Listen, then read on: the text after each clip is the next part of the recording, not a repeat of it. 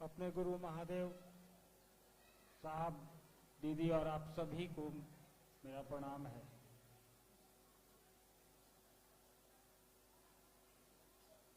सेलम के इस हॉल में आप लोगों से मिलने का सौभाग्य मिल रहा है और बहुत ही पवित्र उद्देश्य है हमारे आपकी मुलाकात का। यह उद्देश्य जिसको हमारे साहब और दीदी ने हमको आपको दिया है आज से 40 साल पहले, जब साहबों ने ये काम शुरू किया लोगों को बताने का, लोगों को जोड़ने का। तो कभी हम लोगों ने इस बात पे चिंतन किया है कि साहब ने आखिर ये काम शुरू क्यों किया? महादेव ऐसा कोई नाम तो नहीं है जिसको पहचान की जरूरत है। वो तो शुरू से पूजित है, पूरी दुनिया में उनकी पूजा होती है, सब लोग जानते हैं महादेव हैं, देवों के देव हैं। फिर उनके नाम पर साहब ने लोगों को ये बताना शुरू किया कि वो गुरु हैं, आप गुरु भी उनको मान सकते हैं, गुरु मान के देखिए, प्रयास करिए, एक बार चेष्टा तो करिए।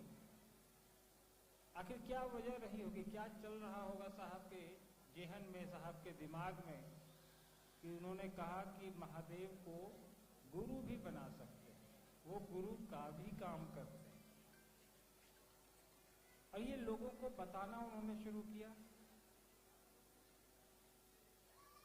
एक बिहार सरकार का बड़ा अधिकारी, गजेटेड ऑफिसर, सीनियर, जीवन में कभी उन्होंने कष्ट नहीं देखा, न शादी के पहले न शादी के बाद। तो एक अधिकारी को, एक उसकी पत्नी को, जो दोनों सक्षम हैं सांसारिक रूप से, न पैसे की दिक्कत, न घर की दिक्कत, न सम्मान की दिक्कत, न पहचान की दिक्कत, फिर भी उन्होंने कहा कि ये काम जो है सबसे बड़ा है, सबसे जरूरी है, और इसको जनमानस के बीच लेकर के आए। आखिर क्यों? साहब के बारे में आप लोगों में से कितने लोगों ने पढ़ा है या जानते हैं? अच्छा, पहले ये बताइए, आप लोगों में से कितने लोगों ने साहब से मुलाकात की है? हाथ उठा के बताइए जरा। साहब से देखा है सामने सामने, टीवी में नहीं, सामने सामने देखा आप लोगों ने? वाह, चलिए अच्छी बात है। दीदी को कम लोगों ने देखा होगा, क्योंकि दीदी को सभी छोड़े काफी दिन हो गए। दीदी को भी देखने वाले लोग हैं यहाँ? चलिए अच्छी, ये अच्छी बात है। और कुछ पुराने लोग तो मुझको दिख रहे हैं यहाँ पे। एक अनुरोध करेंगे आप लोगों से कि यहाँ के आयोजकों ने इतनी मेहनत से ये आयोजन किया है, आप लोग भी अपना समय निकाल के, अपना पैसा लगा के, अपना घर छोड़ के यहाँ तक आए हैं, तो कुछ घर वाली बातों को घर पे छोड़ दीजिए। यहाँ हम लोग, आप लोग महादेव की बात करने आए हैं, तो थोड़ी देर शांति से या तो सुन लीजिए, या फिर आपकी हम लोग सुनते हैं, आप सुना दीजिए। तो इतने कोलाहल में बात नहीं हो पाएगी, हमारी बात भी आप समझ नहीं पाएंगे, ना आपकी बात हम समझ पाएंगे। तो बेहतर होगा कि थोड़ी देर बर्दाश्त करें बोलने की क्षमता को, थोड़ी देर कान को जागृत करें और थोड़ा सुन लें। महादेव की बात हो रही है, कोई फिल्मी गाना तो बजना नहीं है यहाँ पे। तो अनुरोध करेंगे कि थोड़ी देर शांति से बैठें, ताकि हम आप लोग की भी बात सुन पाएंगे। ये संगोष्ठी है, अपने महादेव की बात होनी है यहाँ पे। हाँ? तो धन्यवाद है आपका। तो कभी हम लोगों ने ये सोचा है कि साहब ने इस कार्य को क्यों शुरू किया? सरकारी नौकरी के रहते हुए, सरकारी नौकरी से अलग समय निकाला, महादेव से लोगों को जोड़ने का प्रयास किया। इसका खाना बनाओ, आज इसको खाना खिलाएंगे, यहीं ये रहेंगे, इनसे गुरु की बात करेंगे, महादेव की बात करेंगे। और कई बार तो ये क्रम रात रात, पूरी रात चलता रहता था। कि हर दिन एक नया इंसान आता था, उसको साहब और दीदी मिलकर समझाते थे कि महादेव से जुड़ जाओ, महादेव के गुरु स्वरूप से जुड़ जाओ। महादेव के उस स्वरूप से जुड़ना है जिससे लोग आज तक अनभिज्ञ हैं। देवता के रूप में तो हम और आप उसमें महादेव से लेते ही आए हैं। भगवान के रूप में तो हजारों साल से उनकी पूजा हम और आप कर रहे हैं ना। ये कोई छिपी बात तो नहीं है। आप जिस राज्य में बैठे हैं, तमिलनाडु में, इस राज्य में महादेव की पूजा होती है हर घर में। दुनिया के बड़े मंदिरों में से एक है यहाँ का मंदिर शिव का। तो यहाँ की जो आबो हवा में, यहाँ के तमिलनाडु की आबो हवा में अध्यात्म है, शिव है। और शिव ही एकमात्र ऐसे देवता हैं जो पूरे इस देश में हर क्षेत्र में पूजे जाते हैं। आप कहीं चले जाएं, कश्मीर से लेकर कन्याकुमारी तक, आप उधर आसाम चले जाएं, इधर मध्य प्रदेश चले जाएं, उड़ीसा चले जाएं, महादेव एक ऐसा देवता है जिसकी सर्वत्र पूजा होती है, जो व्यापक है, हर जगह है। लेकिन पूजा होती आई है। महादेव का जो गुरु स्वरूप है वो व्यापक नहीं था। साहब को महादेव कैसे मिले सबको पता है। जिसने भी साहब की लिखी हुई पुस्तक पढ़ी होगी, आओ चले शिव की ओर, उसको ये ज्ञात होगा कि साहब ने शिव की चर्चा क्यों और कैसे शुरू की, और आने वाले समय में इसका भविष्य क्या होगा, ये भी साहब ने लिखा है उस पुस्तक में। उसको पढ़िए आप लोग कभी। साहब ने एक छोटी सी पुस्तक लिखी है, शिष्यानुभूति। जो भी पुराने लोग हैं वो उन्होंने पढ़ी होगी वो पुस्तक। उस शिष्यानुभूति को जब आप पूरा पढ़ेंगे तो उसके अंत में एक चीज लिखी है, सबसे अंत में, उस पुस्तिका का मूल्य कोई जो पढ़ा है उसको पता होगा। उस पुस्तिका का मूल्य क्या है बताइए। उस पुस्तिका को जिसने पढ़ा है अगर शिष्यानुभूति ने, उसमें अंतिम पन्ने पे एक लाइन लिखी है, पुस्तिका का मूल्य। मूल्य क्या लिखा है उसका, ध्यान में है? उसका मूल्य लिखा है आपका शिव शिष्य होना। उस किताब की कीमत ही वही है, उसके लिए कोई पैसे नहीं। अब तक करोड़ों वो पुस्तिका साहब ने बांटी है, साहब के आशीर्वाद से अब हम और आप भी बांट रहे हैं उसको, वो निःशुल्क है। तो खैर, साहब ने जो ये विधा शुरू की महादेव के गुरु स्वरूप से हमको आपको और जनमानस को जोड़ने की, उसके पीछे साहब की पूरी जीवन की कहानी है। पूरा एक, आप जब साहब की जीवनी को जानेंगे और समझेंगे, बचपन से लेकर के उम्र के एक पड़ाव तक उन्होंने धर्म और अध्यात्म, तंत्र मंत्र, श्मशान, जो भी हो सकता है एक आध्यात्मिक ज्ञान के लिए उन्होंने हासिल करने का प्रयास किया। शारीरिक गुरुओं के साथ रहे, कई एक गुरुओं के सानिध्य में रहे, लेकिन उनको हासिल नहीं हुआ। साहब ने कई बार चर्चाओं में भी कहा है कि उनको लोग आके ठगते थे, प्रेत कभी भगवान के रूप में आ जाता था। तो साहब ने जब इन चीजों से अपने आप को दूर करना शुरू किया तो उन्होंने कहा कि हे महादेव, आप भगवान के किसी भी रूप में आएंगे, इंसान के रूप में आएंगे, जिस किसी भी रूप में आएंगे, तो हम विश्वास नहीं करेंगे, क्योंकि हम इतने जगह ठगे गए हैं, छले गए हैं महादेव के नाम पे, भगवान के नाम पे, गुरु के नाम पे, कि मेरी मनोदशा वो नहीं रह गई है कि हम किसी पे भरोसा करें। उसके बाद ही कालांतर में साहब को धीरे धीरे क्रमवार 3 सूत्र मिले, प्रथम सूत्र, द्वितीय सूत्र और 3 सूत्र। और ये 3 सूत्र भी साहब ने कई एक वर्षों तक अपने कमरे में किया, दीदी को बताया, दीदी से बाहर किसी को नहीं बताया, क्योंकि उनको लगता था कि इसमें भी कोई फरेब तो नहीं है। लेकिन साहब ने जब अपने ऊपर उसका अध्ययन किया कि नहीं, ये 3 सूत्र काम करता है, उस महादेव से जोड़ने की प्रक्रिया में ये 3 सूत्र जो है एक साधन है, तब जाके साहब ने धीरे धीरे इन चीजों को कमरे से बाहर बोलना शुरू किया, बताना शुरू किया हमको और आपको। जैसा कि अभी मैंने आपको बताया ना कि साहब ने कई वर्षों तक बताया नहीं था किसी को, उनको लगता था कि इसमें भी कुछ गड़बड़ है। फिर उनको अनुभूत हुआ, उनको एक आकाशवाणी भी उनके साथ हुई कि तुम जो कहते हो, जो करते हो वो कहते नहीं हो। फिर साहब ने लोगों को बताना भी शुरू किया, और बताने की प्रक्रिया देख लीजिए, इतनी आसान, इतनी सरल कि महादेव से हम और आप अपना सुख, दुख, धन, वैभव सब कुछ मांग लेते हैं, लेकिन वो चीज नहीं मांगते जिसकी सबसे ज्यादा आवश्यकता है। अभी हम और आप बताएं, रावण का नाम सुना है आपने? रावण का नाम सबने सुना होगा। महादेव का उससे बड़ा भक्त कोई जानते नहीं लोग। त्रिलोक की शक्ति महादेव ने उनको दे दी थी, दिया था ना रावण को। बहुत बड़ा ज्ञाता था, वेदों का ज्ञाता था, विद्वान उतना ही बड़ा था।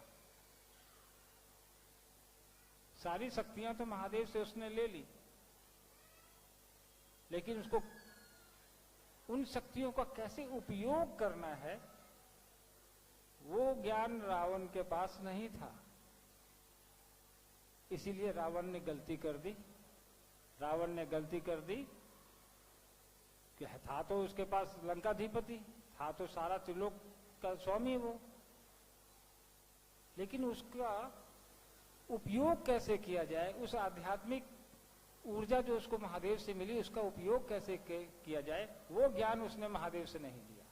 क्योंकि भक्त के रूप में उसको वो चीजें तो मिल गई, धन, वैभव, लंका, सोने की लंका मिल गई उनको, बस ज्ञान नहीं मिला, ज्ञान का इस्तेमाल नहीं कर पाए, वो उनके पास नहीं था, वो महादेव से ले नहीं पाए, गुरु के स्वरूप से वो जुड़े नहीं थे। क्योंकि ज्ञान देने का काम तो गुरु ही करता है, और महादेव गुरु के स्वरूप में भी काम करते हैं। नतीजा क्या हुआ?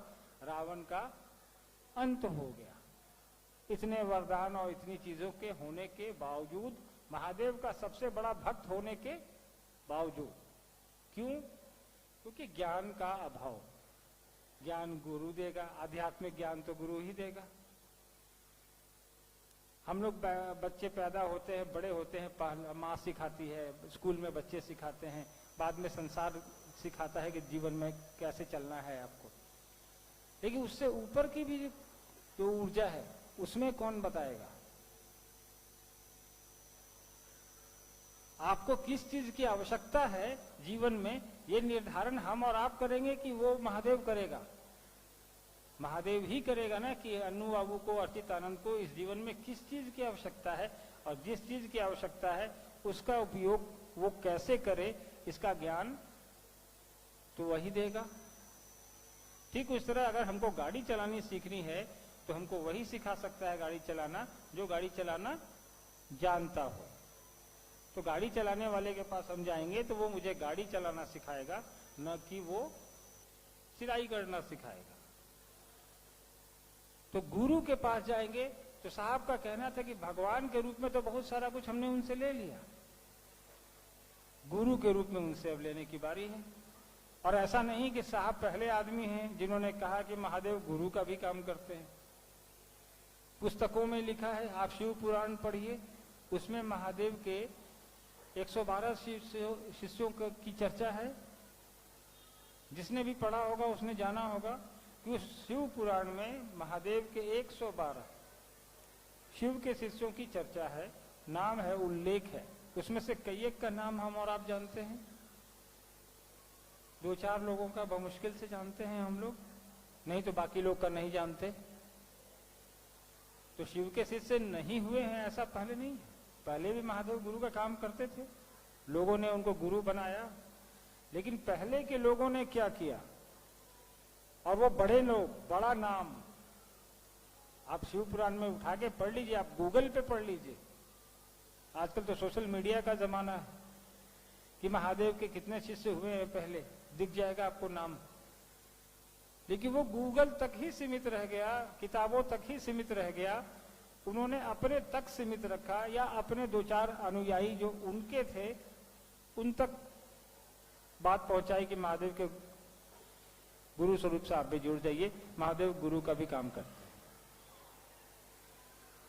लेकिन आज हम और आप यहां अगर बैठे हैं सेलम में, इस हॉल में बैठे हैं, तो हमको आपको किसने बताया कि शिव गुरु होते हैं?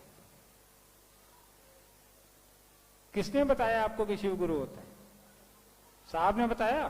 साहब श्री हरिंद्रानंद जी ने बताया कि और कोई बताया? इस कालखंड में तो हम लोग वही जान रहे हैं कि उनके अलावा कोई ऐसा व्यक्ति नहीं है इस कालखंड में, हमारे आपके ज्ञान में, जिसने लोगों को कहा, जनमानस को कहा कि महादेव हमारे गुरु हैं, आपके भी हो सकते हैं। उनसे जुड़ने की प्रक्रिया है, ये 3 विधा है, 3 सूत्र है, इसको अपना लीजिए और इसको करिए। इसमें कोई खर्च नहीं है, ना कोई दीक्षा लेनी है, ना कोई दीक्षा देनी है, ना किसी से पैसे लेने हैं न देने हैं। आप किस धर्म से आते हैं, किस जाति से आते हैं, क्या पहनते हैं, क्या खाते हैं, कहां रहते हैं, अमीर हैं, गरीब है, कोई मतलब नहीं। साहब ने कहा कि हर वो इंसान जो धरती पर आया है, यानी वो जन्म लिया है इस धरती पे, तो वो ये पात्रता रखता है उसके बाद कि वो शिव को अपना गुरु बना सके। तो जब इंसान धरती पर आया तो पात्रता तो उसकी बाद में निश्चित होती है ना। इंसान तो इंसान के रूप में आया। साहब ने कहा हर वो इंसान, चाहे कोई हो, दुनिया के किसी भी हिस्से में पैदा हुआ हो, वो यह पात्रता रखता है कि महादेव को अपना गुरु बना ले।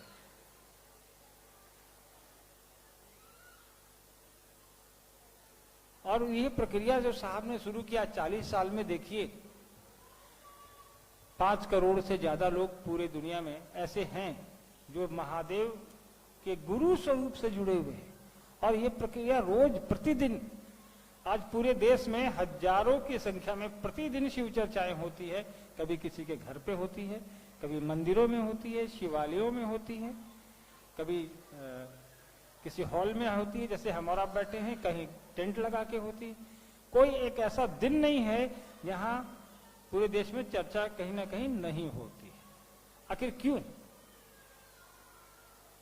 आप और हम, आप यहां जुड़ आए हैं अपना पैसा लगा के, अपना समय निकाल के, अपना पैसा आपने खर्च किया है, अपना समय आपने खर्च किया है, अपने घर को, अपने बच्चों को छोड़कर आप यहाँ आए हैं, अपनी नौकरी से कोई छुट्टी लेके आया है। मैं यहां से 1500 किलोमीटर दूर रांची से चल के आया हूं आपसे मिलने। कुछ न कुछ अनुभूतियां हमारी आपकी तो होंगी ना, तभी आप यहां बैठे हैं। महादेव के गुरु स्वरूप से आपका मेरा जुड़ाव है और कुछ न कुछ अनुभूति हमें प्राप्त हो रही है, आपको हो रही है, तभी आप यहाँ पर पहुंचे हैं कि नहीं चलते हैं वहां पे। बाहर से भैया लोग आए हैं, दीदी लोग आई है, कुछ बात करेंगे, कुछ सुनेंगे, कुछ महादेव के बारे में समझेंगे।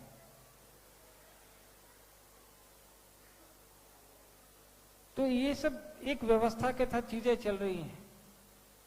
लेकिन साहब ने जो ये जागरण कर दिया, साहब तो बिहार के रहने वाले, और आज देखिए इस देश में कोई ऐसी जगह नहीं है जहां शिव की चर्चा नहीं होती। चाहे अंडमान निकोबार चले जाइए, इस देश से बाहर नेपाल चले जाइए, भूटान चले जाइए, आप श्रीलंका चले जाइए, हर जगह होती है। तो महादेव का स्वरूप ही ऐसा है कि बस इनके हजारों नाम हैं, सबसे लोग जुड़े रहते हैं। हर क्षेत्र में महादेव का अलग अलग नाम होता है, लेकिन काम उनका एक ही है। सृष्टि उन्हीं से चलती है, उन्हीं से समाप्त होनी है, उन्हीं से शुरुआत होनी है। साहब ने उसमें एक चीज जोड़ दिया खाली, कहा कि शिव के गुरु स्वरूप को भी अपने मन में बैठा लो, कि गुरु के बिना आपको जीवन जीने की कला और कोई नहीं सिखाएगा। तो गुरु, आपने शिष्यानुभूति पढ़ी होगी, उसमें लिखा है साहब ने, बहुत लाइन है उसमें कि शिव गुरु से आया ज्ञान, शिव गुरु से आया ज्ञान जो हमारे आपके अंदर आएगा, वो आपके हमारे अंदर जो संकीर्णताएं हैं उसको भी तिरोहित कर देगा, मतलब समाप्त कर देगा। जरूरत है उनसे जुड़ने की। जुड़ने के लिए वो भाव देने की, जो साहब ने कहा कि आपको वो भाव देना पड़ेगा कि हम शिष्य हैं, हम पे दया करिए आप। तो इस बात का प्रयास हम लोग को करना चाहिए कि 3 सूत्र हम लोग करें। 3 सूत्र के माध्यम में से अपना तो हम कल्याण कर ही रहे हैं, 3 सूत्र में एक सूत्र लोगों को बताना भी है। आप जिसको बता रहे हैं उसका भी कल्याण हो रहा है, अपना और तो हम और आप कर ही रहे हैं कि उतनी देर कम से कम महादेव का नाम तो ले रहे हैं, महादेव की परिधि में तो हैं हम और आप। यहाँ आप बैठे हैं, थोड़ी देर के लिए भी आपके दिमाग में ये तो आ रहा होगा महादेव। तो साहब ने कहा कई बार कि थोड़ी 5 सेकंड के लिए भी अगर महादेव का नाम तुम्हारे जेहन में है और तुम उस परिधि में चले गए तो ये बहुत बड़ी बात है। और आज देखिए उसका एक परिणाम मिलता है, उसका परिणाम मिलता है। महादेव के गुरु स्वरूप से जो लोग भी जुड़ रहे हैं या सुन रहे हैं, कई लोग सुनते हैं, कई लोगों ने कहा भी, हम लोग कई जगह जाते हैं, नई जगह चर्चाओं में बताने हैं लोग हेतु लोगों को कि भाई आप जुड़ जाइए। कई लोग कहते हैं महादेव तो गुरु है ही, हम जानते हैं। ठीक है, महादेव गुरु हैं, हम जानते हैं, ये अच्छी बात है। इस सेलम में सबसे बढ़िया स्कूल कोई होगा, हम और आप सब जानते हैं, लेकिन जानने से उस स्कूल का ज्ञान हमारे अंदर नहीं आएगा। हमको आपको अपने बच्चे को उस स्कूल में डालना पड़ेगा, उस स्कूल में एडमिशन कराना पड़ेगा, तभी उस स्कूल की पढ़ाई लिखाई आपके बच्चे के जेहन में, आपके दिमाग में आएगी। और साहब ने तो एक ऐसा स्कूल बता दिया जहां ना पैसे नहीं लगने हैं। जब हमको गुरु बनाना ही है तो हम किसी इंसान को क्यों बनाए भाई? जब जगत गुरु के रूप में, महागुरु के रूप में महादेव उपलब्ध है, वो भी बिल्कुल निशुल्क, कोई पैसे नहीं लगने हैं उसको गुरु बनाने के लिए। तो महादेव के स्कूल में एडमिशन फ्री है भाई। साहब ने कहा कि फ्री है, ये 3 काम कर लो। इस 3 काम को करने में भी कोई पैसे नहीं लगने हैं। हम और आप आपस में शिव चर्चा करते हैं, उसमें कोई पैसा लगता है? नहीं लगता है। हम नमः शिवाय से प्रणाम करते हैं अपने गुरु को, उसमें कोई पैसा लगता है? नहीं लगता है। हम और आप दया मांगते हैं, उसमें पैसा लगता है? नहीं लगता है। हाँ, शिव चर्चा में कोई पैसा नहीं लगता है, लेकिन शिव चर्चा की व्यवस्था में पैसा लगता है। ये तो सामान्य बात है। आप भी अपने घर से आए होंगे तो गाड़ी से आए होंगे, उसमें पेट्रोल भराए होंगे तो उसमें पैसा लगा होगा आपका। कोई बस से आया होगा, भाड़ा दिया होगा, उसमें पैसा लगा होगा आपको। ये माइक वाले भाई साहब जिनका भी है, ये कैमरे वाले हैं, इसको आपने लगाया है, इनको आपने पैसे दिए हैं। तो एक व्यवस्था है। शिव चर्चा में खर्चा नहीं है, शिव चर्चा की व्यवस्था में खर्च। ठीक उसी तरह आप घर चलाते हैं तो घर में व्यवस्था है तो खर्च होगा। तो इसको कभी भी मन से जोड़ के देखिए। साहब ने कहा कि मन से जब जोड़िएगा तो धीरे धीरे वो दिल में उतर जाएगा। सबसे पहले कोई काम मन ही करता है ना, मन ही कोई विचार लाता है, तो मन के अंदर विचार लाने की आवश्यकता है कि महादेव गुरु हैं, उनसे जुड़ा जा सकता है। जुड़ने के लिए 3 तरीके साहब ने बताए हैं, ये तीनों को किया जा सकता है। करके देखिए, जुड़ के देखिए। साहब पहले लिखते थे, आज भी हम लोग कोट करते हैं कि पुट टू टेस्ट एंड जज बाय रिजल्ट। मतलब कोई भी काम करने का प्रयास करिए, उसके बाद उसके क्या परिणाम आते हैं उस पर आकलन करिए कि ये सही है या गलत है, या ये परिणामदायी है या नहीं है। तो प्रयास तो करिए, जाता क्या है? साहब ने कई बार कहा अविश्वास में ही सही करके तो देखो, झूठ का ही सही, नहीं मन है फिर भी करके देखिए। प्रयास करिए, धीरे धीरे हो जाएगा, चीजें होंगी। हमारा आपका उद्देश्य अब वही है जो साहब दीदी का उद्देश्य था। साहब और दीदी अब शरीर में नहीं है, लेकिन हमारे आपके लिए उन्होंने ये उद्देश्य खड़ा कर दिया है कि मुझे शरीर में रहते हुए जितना करना था वो मैंने कर दिया। अब आपकी और हमारी जिम्मेवारी है कि साहब दीदी के उद्देश्य को पूरे ब्रह्मांड में स्थापित करें कि वो महादेव, वो जगत गुरु, वो विश्व गुरु के रूप में हर एक मन में स्थापित हो जाए, हर एक दिलो दिमाग में उसकी चाहत पैदा कर दे हम और आप। ये हमारा आपका उद्देश्य होना चाहिए। इसमें हमारा भी कल्याण है और जग का भी कल्याण है।